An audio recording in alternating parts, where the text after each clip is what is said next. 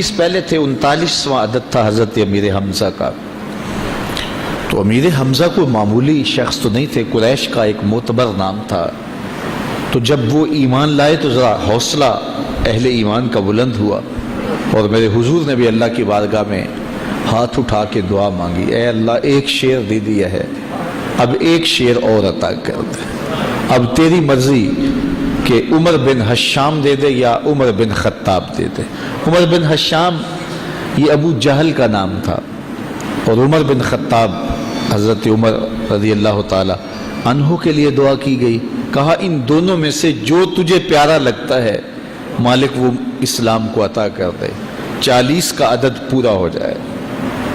اچھا، اب حضرت امیر حمزہ کا ایمان لانا کوئی معمولی واقعہ تھا نہیں.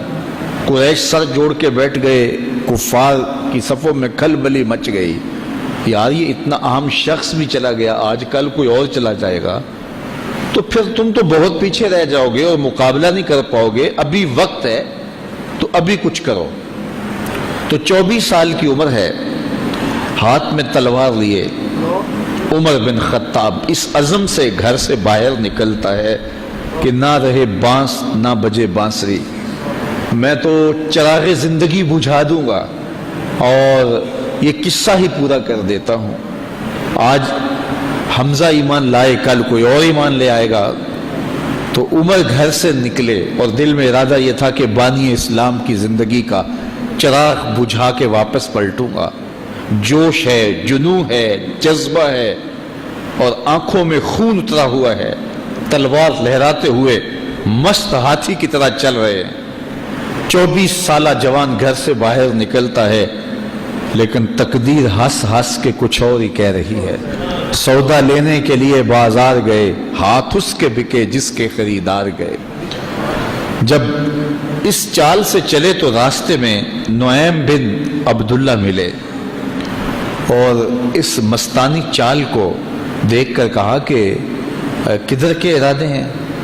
کہا وہ چراغ زندگی بجھانے جا رہا ہوں بانی اسلام کا، یہ روز روز کی کہانی ختم ہو جائے، اور ہمارے لات منات حبل اور عزا کی آبرو پہ حملہ آور ہیں، اور ہر دن کوئی نیا شخص ان کے ساتھ آ کھڑا ہوتا ہے.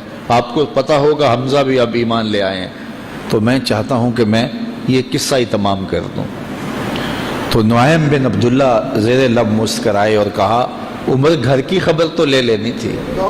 اچھا، عمر غیرت کا مجسمہ تھا، تو بڑے غصے سے کہا کیا کہانی ہے؟ کہا تمہاری بہن فاطمہ بھی ایمان لے آئی ہے، تمہاری بہنوئی بھی مسلمان ہو گئے.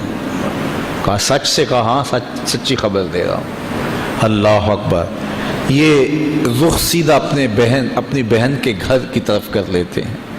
جب دروازے پر پہنچا تو اندر سے قرآن پڑھنے کی آواز آ رہی تھی. معلم ان کو قرآن سکھانے کے لیے گھر بیٹھا ہوا تھا اور یہ قرآن سیکھ رہے تھے. زور زور سے دروازے پہ دستک دی. دستک کے جارحانہ انداز سے بہن سمجھ گئی کہ یہ عمر کے ہاتھوں کی دستک لگتی ہے. تو اس معلم سے کہا کہ تمہیں ہم چھپا دیتے ہیں تو ہم اپنے بھائی سے خود سامنا کریں گے. دروازہ کھولا تو غصے میں بفرے ہوئے تھے. سنا ہے تم بھی دین چھوڑ دیا ہے، سابی ہو گئے ہو، یعنی اپنے گزشتہ دین کو ترک کر دیا ہے. اور اپنی بہن پہ ٹوٹ پڑے اور مارنے لگے، حتیٰ کہ انہیں لہو لہان کر دیا. اور وہ بھی جو ہے وہ استقامت کے ساتھ کھڑی ہے. اور پھر اس نے ایک جملہ کہا عمر اگر تم خطاب کے بیٹے ہو تو میں بھی خطاب کی بیٹی، جو کرنا ہے کر لو، میں دامن حضور کا نہیں چھوڑوں گی. تو جب یہ استقامت دیکھی کہ ایک عورت ذات اس قدر استقامت کا پہاڑ بن گئی ہے، تو وہ کون سی طاقت ہے جس نے اس کو یوں کھڑا کر دیا ہے. تو کہا کہ وہ جو تم پڑھ رہے تھے ذرا مجھے بھی تو سناؤ نا. کہا ایسے نہیں، پہلے غسل کرنا ہوگا. اب عمر غسل کر رہا ہے اور ظاہر کی میل دھل رہی ہے، غصہ اتر رہا ہے. اب جب غسل کر کے بیٹھ گئے، اتنے میں معلم کو سامنے لے آیا گیا، اور وہ کیا پڑھتا ہے؟ طٰہٰ ما انزلنا علیک القرآن لتشقیٰ.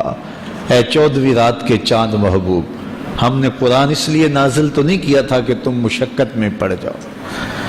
یہ پڑھتے جا رہے ہیں اور عمر کا دل پسیجتا چلا جا رہا ہے. پھر آنکھوں میں آنسو بن کر وہ جذبات بہنے لگے. پھر عمر کے لب کھلے اور اپنے بہنوئی اور اپنی بہن سے کہا مجھے بھی اس دہلیز پہ لے چلو. اللہ اکبر. عمر کی تو ساری عمر برباد ہو گئی. میں نے 24 سال کہاں کاٹ دیے, مجھے اس دہلیز پہ لے چلو. اب عمر اپنے بہنوئی کے ساتھ دار ارقم کی طرف بڑھ رہے. یہ کوہ صفا پہ حضرت ارقم کا گھر تھا جو اسلام کی پہلی درس گاہ بنی, اور یہاں چھپ کے مسلمان دین سیکھتے تھے چونکہ ابتدائی ایام تھے. تو جب عمر کو آتے ہوئے دیکھا تو کسی نے دروازے کی درزوں سے دیکھا کہ عمر آ رہے ہیں, تو کہا کہ عمر آ رہے ہیں. عمر کی ہیبت تو تھی, تو امیر حمزہ کہا کہ اگر اچھے ارادے سے آئے ہیں تو استقبال کریں گے, خوش آمدید کہیں گے, لیکن اگر برے ارادے سے آئے ہیں تو ان کی تلوار سے ان کی گردن کاٹیں گے. اور جب دروازہ کھلا اور عمر اندر آئے تو آقا کریم علیہ السلام نے ان کے گلے کے اندر جو کپڑا تھا اس کو پکڑ کے ایسے جھٹکا دیا, اور ساتھ کا عمر وہ وقت نہیں آیا کہ تم اسلام قبول کر لو. اللہ اکبر. بس وہ جھٹکا دینے کی بات تھی تو عرض کی حضور وہ وقت آ گیا ہے, اور عمر کے لبوں پہ کلمہ توحید جاری ہو گیا. تو ارقم رضی اللہ تعالیٰ عنہ کے گھر میں بیٹھے ہوئے ان صحابہ نے بلند آواز سے کہا اللہ اکبر.